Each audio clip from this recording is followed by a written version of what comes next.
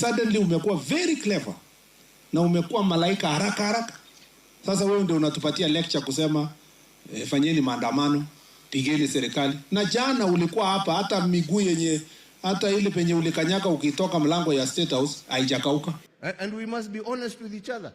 Yeah?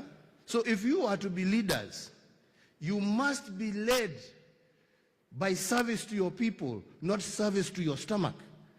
That is the reason you seek leadership. Yeah? That is why. Asanteni sana na karibuni sana. Kwa majina yangu naitwa Kip Zakari. Kenya, mambo ni mengi sana, muda ni mchache, na kama ni mara yako ya kwanza kabisa kufika hapa siku ya leo, mtazamaji mwenzangu, na kuomba uweze kusubscribe, like and share. Inapoenda kuwekea video kama hizi za kisiasa, unakuwa kwanza kabisa kupopin na kupata uhondo wa siasa zetu nchini Kenya, Afrika na dunia nzima, bila kuegemea side yote, ukabila, siasa wala dini. Aliyekuwa rais wetu nchini Kenya, Uhuru Kenyatta, akiwa kule Uganda, aliweza kumwaga mtama, ambapo tumeona kuku wengi wameweza kutokelezea na kuweza kuika. Ni wanasiasa nchini Kenya wakiongozwa na Farouk Kibet wameweza kukashfu sana matamshi ya rais wetu aliyekuwa rais wetu Uhuru Kenyatta, kwa matamshi ya vijana waweze kusimama na kuweza kufaitia haki zao. Nataka tusikie kwanza response yao tukiendelea. Sikiza hii video. Suddenly umekuwa very clever na umekuwa malaika haraka. Sasa wewe ndio unatupatia lecture kusema fanyeni maandamano, pigeni serikali. Na jana ulikuwa hapa, hata miguu yenye hata ile penye ulikanyaka ukitoka mlango ya State House haijakauka. It is under your watch ya kwamba kulikuwa na betting companies zikapewa licenses betting company 200. Wacha ku criticize wakati wewe mwenyewe ndio umekosa. Wewe mwenyewe uko uongozi ndio umekosa. Ukiwa retired as an MP, as a president, as an MCA, toa mdomo kwa wale ambao wako. The leaders calling out Kenyatta for what they termed as doublespeak, saying it was ironical that he was fashioning himself as the defender-in-chief of the youth, while he allegedly denied them opportunities while in office. Alimteua mzee Mudi Yaori akiwa na miaka 91 kuwa chairman ya Sports Fund, akisema anapenda vijana. Ule ndio unafisi ambaye inafanya Yesu hawezi akarudi saa hii mpaka ule mzee ya zamani Uhuru Kenyatta abadilishe mawazo yako. It is very ironic, it is very absurd, very uncouth and becoming. You've been in an office, sasa unarudi unaanza kukosoa hao watu instead of enjoying retirement. Ndugu yetu alipotuacha tulipeana ahadi mingi, na mingi ya ahadi hizo rais alisema imekamilika. Akileta bus, tumeenda kule Samizi, tumekuja leo hapa. William Ruto amalize hii miaka 5, apate ingine 5. Weta hako hapo, Musali hako hapo. Munaona mambo inaweza pangika. And you know, I heard somebody, what do we do about, our voters who are asking us for money, They're asking us for money. They are asking you for money because you as a leader have failed. It is, no matter how many laws you put in place to stop, we are going to cap how much money is going to be given. Somebody will still give the money, law or no law. The problem is to fix the issue. Because your primary responsibility as a member of parliament, my friend, is to represent your people, is to oversight the government of the day. All right? Now, if you have failed in your responsibility of representing your people to ensure that the government of the day has given them their ambulance, that has given them their health center, has given them their school and water, why are you then surprised when the Mwananchi comes to you and says, I want this ambulance and you are supposed to bring it to me? But he's not asking it from you. He's asking it from you because you have failed in your duty to represent. And that is why we are saying we want leaders of integrity who will go and stand for what their people have sent them to parliament to do. You were sent to parliament to go and speak on behalf of your people, not to speak on behalf of your stomach, my friend. This is the problem we're having here. And we must be honest with each other. Yeah? So if you are to be leaders, you must be led by service to your people, not service to your stomach. That is the reason you seek leadership. Yeah? That is why. And that is how you will change this country. That is how you will change East Africa. That is how you will change Africa. That is how you will get the world to recognize you. That is how you will get the world to respect you. That is how we will stop being beggars. That is how your children will have hope instead of going to die in some sea there, crossing to Europe to look for nothing. Na hakuna kitu huko. Yeah? Yeah? Unawacha matoke hapa ati uende ukakule Burger King na McDonald's kule. Sasa who is the fool? Your matoke here fresh, wonderful and beautiful, to go and line up huko ukula burger ambaye inakunonesha tumbo tu na hakuna kitu inakufanya. Oh. Ama ni namna gani? Yes, that is the way. So, let me continue. I'm sorry. Yeah. In all three instances, you end up, like I said, with a large section of the population that is physically resident within the borders of a country, but is psychologically and emotionally disengaged. A people excluded from the role of nation building because they feel like they are outsiders or bystanders in their own country.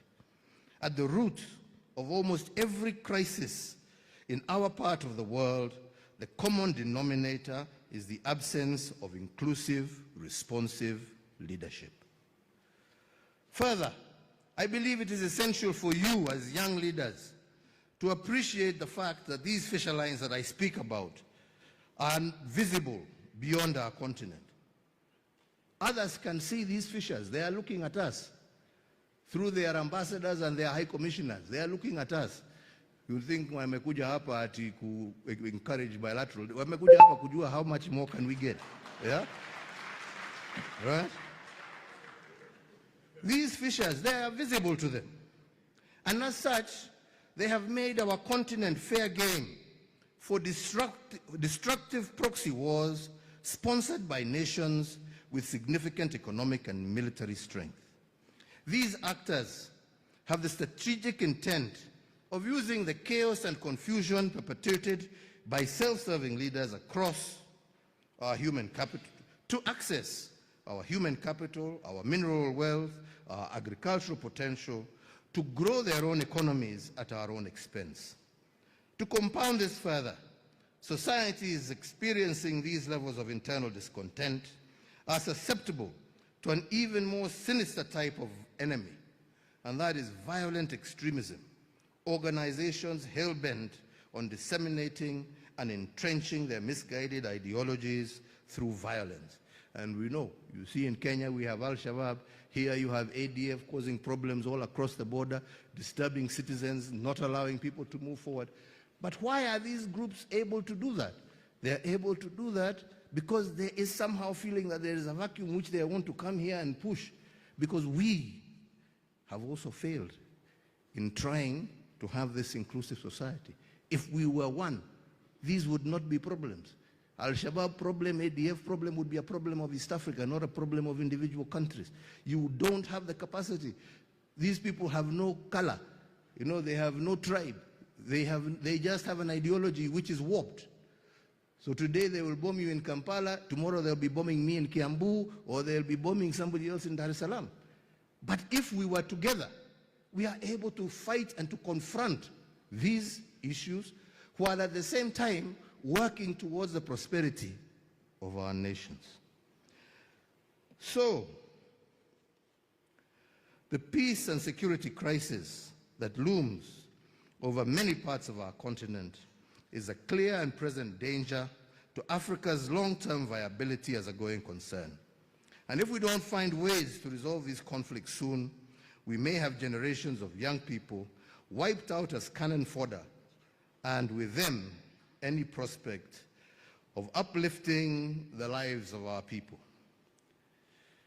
So you millennials and Gen Zs and all of us, we are also told we are young people by the Vice President. I agree, even me, I'm still young. So you're told you're as young as you feel. Me, I feel young. So But anyway, there are those who are millennials. You have your Gen Zs here as well. Allow me to state this point once more for emphasis. Nobody outside of Africa is coming to save you. Do not have any misguided thought that there's anybody who is coming to save you. In the words of Elridge Cleaver, an American writer and civil rights activist, you are either going to be part of the solution or you are part of the problem. This message holds true today as it did decades ago at the height of America's civil rights movement. The good news also, however, I believe, is that I have witnessed such a pivotal moment to effect change. All the elements necessary to bring about lasting and irreversible change are currently within your grasp as young people. And why, you say, do I say this? And let me just say, for starters, again, as has been mentioned, the demographics, first and foremost, are in your favor. The median age across our African continent in 2025 is 19.3 years, against a global median of 30.4 years. This means that over 65% of all Africans are below the age of 25. You have the numbers, you have the time, you have the energy to get involved and stay involved in governance discussions until you effect the change you wish to see. You have the time. Our elder, Mzee here, told us that when he stood here starting his journey, he was 23 years old. He's now 88, going 89, still fighting. Some of you have not even touched 23, and you are lamenting. My friend, this is a call to action. Get up and start moving. This is your call to action. Now. Now is the time. Now, not tomorrow, not the day after, not after you graduate. No,